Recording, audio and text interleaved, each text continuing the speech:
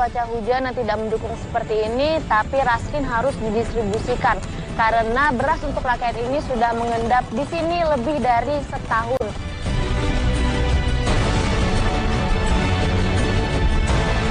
Sungai ini adalah akses satu-satunya menuju ke desa Kepala Telake. Ini lagi surut. Kalau lagi pasang, kedalamannya bisa mencapai hampir 3 meter.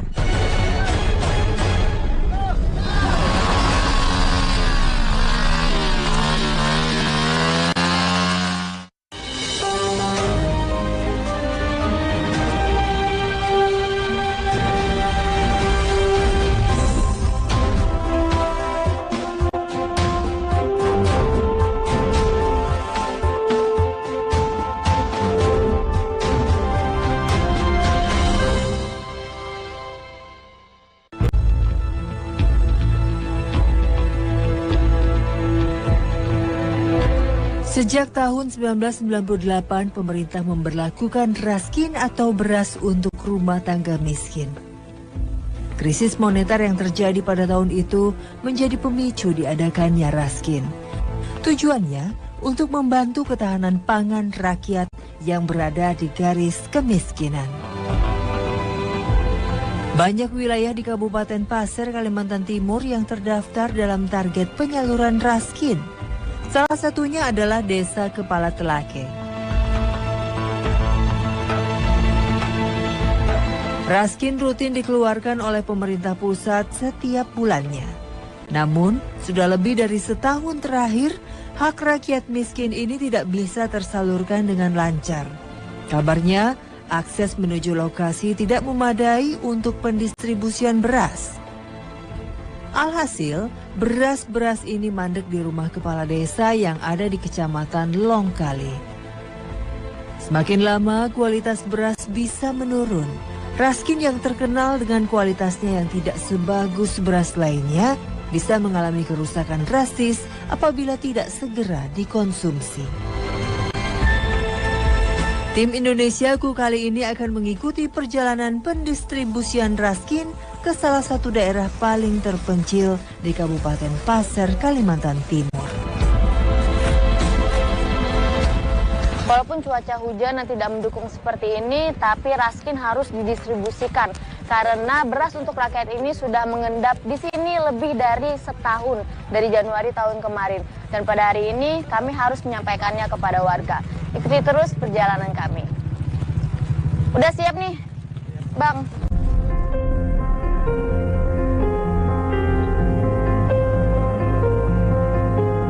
Tidak ada angkutan umum khusus untuk menuju ke Desa Kepala Telake. Kabarnya hanya motor trail atau motor modifikasi yang bisa sampai ke sana. Tidak banyak beras yang bisa kami bawa. Maksimal 3 beras di atas 1 motor. Di bawah guyuran hujan, kami pun berangkat. Dari rumah kepala desa, jarak yang harus kami tempuh sekitar 80 km. Mengawali perjalanan, jalan aspal menyambut kami. 1 jam kemudian, roda motor mulai memasuki jalan tanah. Jalan ini termasuk parah untuk sebuah akses keluar masuknya kendaraan di perkampungan warga. Di pertengahan jalan kami bertemu beberapa truk pengangkut sawit. Tidak jarang dari mereka yang terjebak di lumpur dan hanya berdiam diri, menunggu bantuan datang. Rute kali ini memang sangat panjang. Bagaimana tidak? Ada 9 desa yang harus kami lewati di sepanjang jalur ini. Dan jalan seakan seperti tidak berujung dengan kondisi rusak seperti ini. Roda-roda motor segera bersahabat dengan bergelombangnya jalan, namun tidak dengan badan saya. Cukup 2 jam berada di atas motor saja, sudah membuat badan saya terasa remuk. Beberapa kali kami harus berhenti, sekedar mengumpulkan tenaga. Namun konon, ini belum ada apa-apanya. masih banyak rintangan yang lebih parah di depan.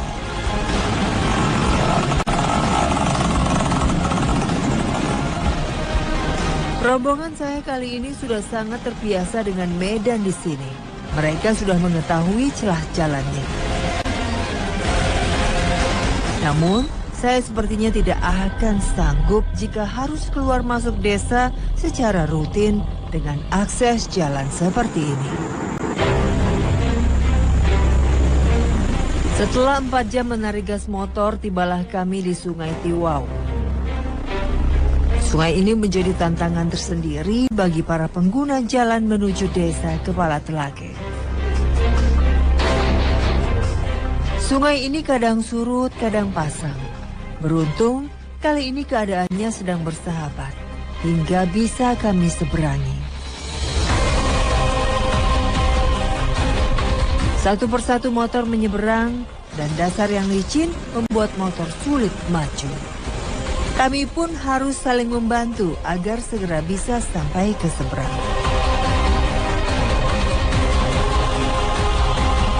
Tak terbayangkan bagi saya melihat keluarga yang membawa anak-anak.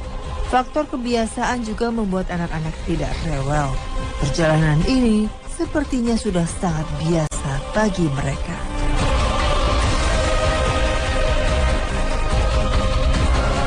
Lebar sungai ini mencapai 7 meter. Saat ini kedalamannya hanya sekitar 40 cm.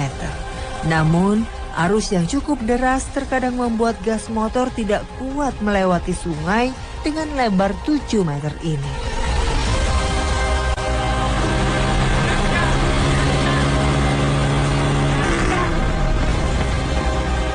Tidak hanya motornya yang dikhawatirkan. Beras yang ada di atas motor juga menjadi basah. Ya pemirsa, seperti inilah perjuangannya. Sungai ini adalah akses satu-satunya menuju ke desa Kepala Telake. Ini lagi surut. Kalau lagi pasang, kedalamannya bisa mencapai hampir 3 meter. Dan kalau sungai ini banjir, Raskin mau tidak mau harus diseberangkan dengan perahu. Aman semuanya.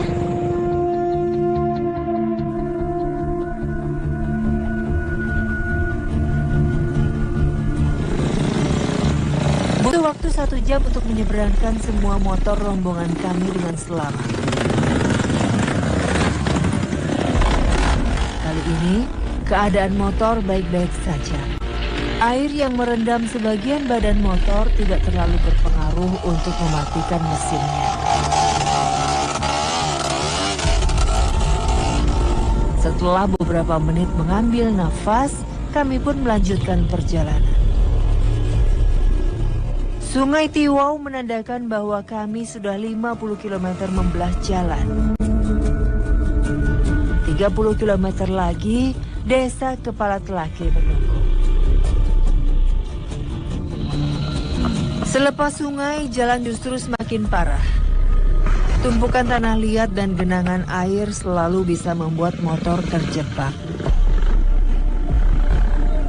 Kalau sudah begini, motor pun harus ditarik agar lolos dari lumpur.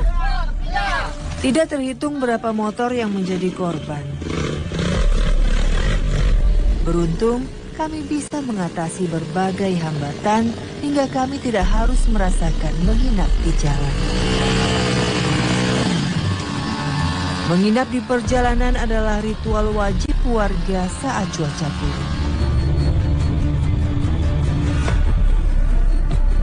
Setelah menempuh perjalanan lebih dari 8 jam, kami akhirnya sampai di desa Kepala Telake. Perkampungan paling ujung sebelah utara dari kecamatan Longkali. Berbatasan langsung dengan Provinsi Kalimantan Tengah dan Kabupaten Kutai Barat. Desa ini terletak di daerah tinggi Kabupaten Pasir. Udara segar mengitari wilayah ini. Tidak seperti yang saya bayangkan sebelumnya, ternyata perkampungannya cukup tertata. Rumah-rumah panggung dari kayu rapi berjejer di sepanjang jalan. Jalan desa pun sudah berlapiskan aspal. sangat berbeda dengan akses di luar desa yang telah kami tempuh untuk sampai ke sini. Meskipun desa Kepala Telake termasuk daerah terpencil, pemerintah masih memberikan perhatian. 4 tahun yang lalu, sebagian warga mendapatkan bantuan rumah gratis. Inilah alasan penataan desa menjadi lebih rapi dibanding sebelumnya. Desa Telake didiami oleh 59 kepala keluarga. Di sekeliling terdapat hutan rimbun yang termasuk kawasan budidaya kehutanan. Dari sini saya tahu bahwa hutan sepanjang jalan menuju desa merupakan kawasan lindung. Sehingga pembangunan jalan terkendala dan lagi-lagi status lahan harus menjadi penghalang warga desa terpencil untuk merasakan kesejahteraan jalan. Hutan memang harus dilindungi, namun kehidupan warga di dalamnya juga harus seimbang. Tiba di desa Kepala Telake, beras untuk rakyat miskin yang kami bawa tidak langsung dibagikan ke warga. Beras harus melalui penggilingan ulang. Ruangan sebesar 4 kali diameter inilah tempatnya. Proses ini selalu dilakukan aparat desa sebelum menyalurkan raskin ke warganya. Kualitas beras yang memang tidak begitu bagus, tambah tidak layak setelah mengendap selama lebih dari setahun di rumah kepala desa. Tanpa memegang, beras pun sudah terlihat tidak bagus karena banyak dihinggapi kutu.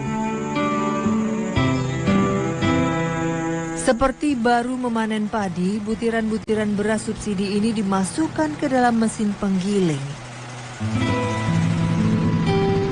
Sedikit demi sedikit, beras keluar dari bawah mesin. Inilah hasil gilingannya. Ampas hasil gilingan turut memenuhi wadah. Jumlah beras yang kami bawa dari rumah kepala desa adalah 12 karung. Kali ini, semuanya diproses kembali agar lebih layak diberikan ke warga. Digiling-giling ini inisiatif siapa Pak? Apa warganya nggak mau terima kalau langsung dikasih? Warga yang tak terima kalau kata langsung kan, karena kan beras sudah lama kan, sudah setahun. Oh, warganya nggak mau terima kalau langsung gitu, harus digiling dulu. Digiling dulu kan, kita buang dulu kutu-kutunya ini kan. Itulah.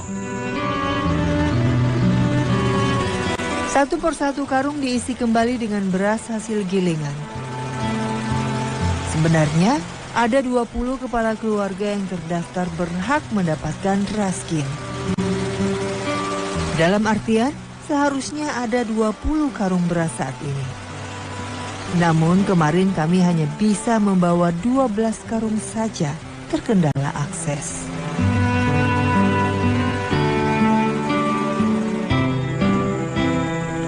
Pemirsa, ini bedanya beras yang belum digiling dan sudah digiling.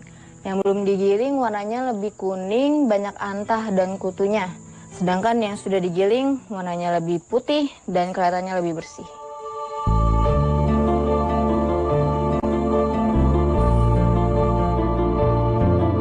Setelah selesai, beras dibagi rata ke dalam karung.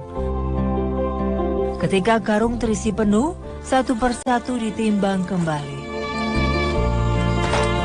Bobot 15 kg beras per karung pastilah berkurang karena digiling.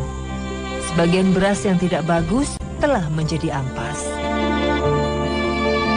Benar saja, total beban 180 kg beras yang kami bawa menjadi hanya 119 kg saja. 11 kg hilang menjadi debu dan ampas. Tapi ini lebih baik dibanding warga harus mengkonsumsinya dengan kualitas yang tidak bagus.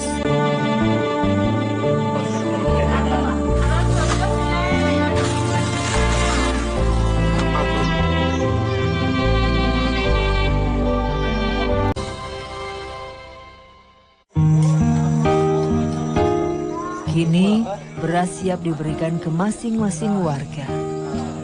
Di balai pertemuan desa, warga dipanggil untuk berkumpul mengambil jatahnya masing-masing. Meskipun hanya 20 kepala keluarga yang terdaftar mendapatkan raskin, Desa Kepala Telaki membuat kebijakan sendiri, yaitu beras dibagikan secara merata ke seluruh warga. Namun kali ini adalah kali terakhir warga merasakan beras gratis. Pasalnya, sejak awal tahun 2017, raskin dikenakan biaya 1.600 per kilogram.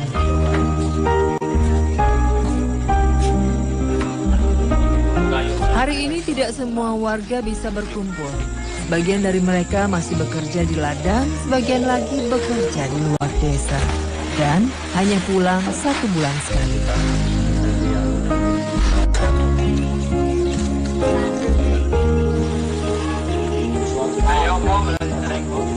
Satu persatu nama warga dipanggil. Masing-masing kepala keluarga mendapatkan jatah 8 kg. Berdasarkan perhitungan total hasil penggilingan. Sebenarnya sangat membutuhkan. Nah, cuman kalau kita ini gerahkan untuk mereka mengambil sendiri secara khusus, ya tentunya kita juga terkendala ke masalah biaya angkut. Masalah protes warga ada Pak, ada. Tidak ada warga yang protes, cuma tidak ada warga yang kenapa sih beras ini tidak diangkut atau harus diangkut tanggal sekian, hari sekian, tidak ada. Karena mereka juga menyadari dengan kondisi kami yang seperti ini. Sebenarnya mayoritas warga desa Kepala Telaki merupakan petani. Mereka juga menanam padi sendiri. Namun, beras hasil bertani tidak cukup untuk memenuhi kebutuhan pangan, bahkan untuk 6 bulan. Pasalnya, masing-masing kepala keluarga hanya membuka lahan pertanian maksimal 2 hektar. Tidak terlalu besar dibanding betapa luasnya lahan yang ada di sekeliling. Namun, jika membuka lahan pertanian terlalu lebar, warga mengaku tidak akan sanggup mengurusnya. Karena mereka tidak menggunakan mesin. Saya ikut pulang dengan salah satu warga, Ibu Dingan. Wanita Parubaya ini adalah seorang petani. Ia menanam padi untuk dikonsumsi sendiri dan sayur-sayuran untuk dijual di perkampungan. Selamatan desa. Setelah panen, warga seperti Ibu Dingan selalu menyimpan berasnya untuk beberapa bulan ke depan hingga musim tanam kembali. Ini ya berasnya. Biasanya dalam setahun, warga bisa 2 kali panen jika cuaca bagus. Namun setahun terakhir cuaca tidak menentu membuat banyak beras gagal panen.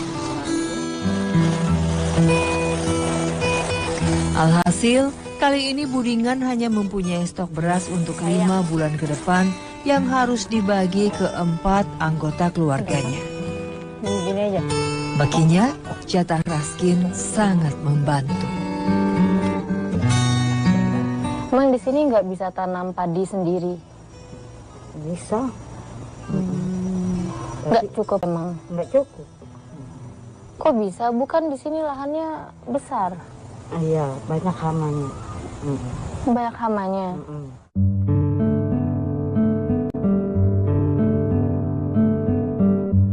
Kesusahan akibat akses jalan bukan hanya dirasakan warga penanti raskin dan petugas pendistribusiannya.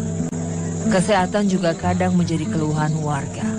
Pelaksanaan kegiatan kesehatan seperti posyandu sering terhambat. Memang ada satu bidan yang menetap di sini, namun peralatan hanya seadanya. Seharusnya anak-anak rutin mendapatkan imunisasi melalui posyandu setiap bulannya. Namun sudah setahun lebih tidak ada tanda-tanda kedatangan tim medis yang lebih lengkap. Sehingga bidan dan warga setempat hanya bisa melakukan inisiatif mengadakan mengadakan posyandu seadanya. Selama ini mereka hanya sebatas menimbang berat badan dan mengukur tinggi anak. Entah hingga kapan keadaan ini terus dirasakan warga.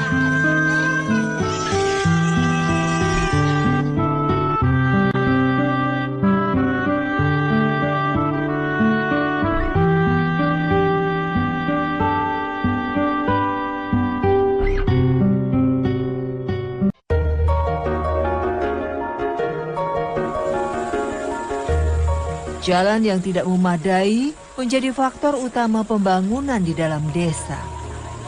Sebenarnya jika ditelusuri, desa ini berada di alam yang sangat kaya. Potensi kawasan ini sangat banyak. Hari ini, Joko menunjukkan salah satu bukti kekayaan alam di sini. Oh, ini batu baranya.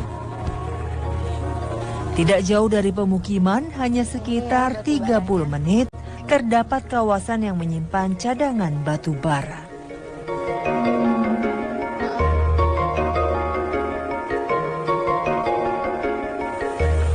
Oh ini?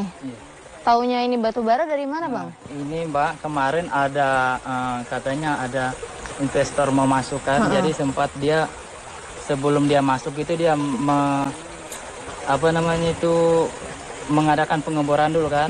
Jadi yang pernah saya lihat seperti ini batu baranya, katanya harus batu bara itu bukan hanya sekedar hitam pekat aja, harus ada mengkilat-mengkilatnya gitu. Oh gitu.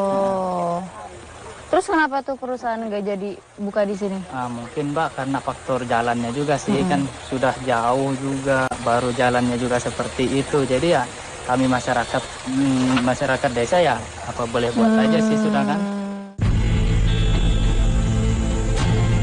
Inilah dilema yang dirasakan seluruh warga desa Kepala Telake.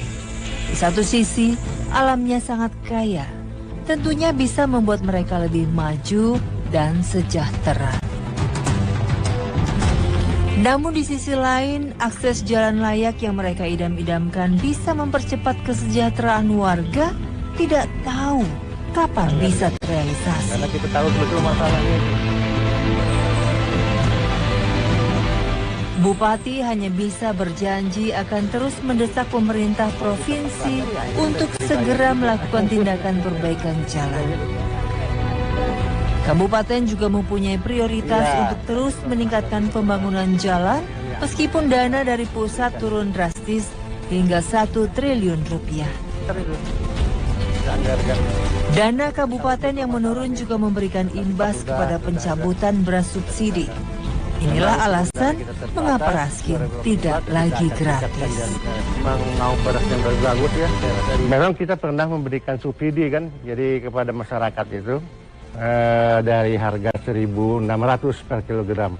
Nah untuk tahun ini kita cabut subsidi itu, ya ini kaitannya masalah anggaran juga ini.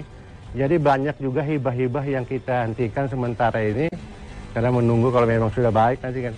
Tetapi untuk biaya angkutnya tetap kita berikan. Biaya angkutnya itu cukup besar juga.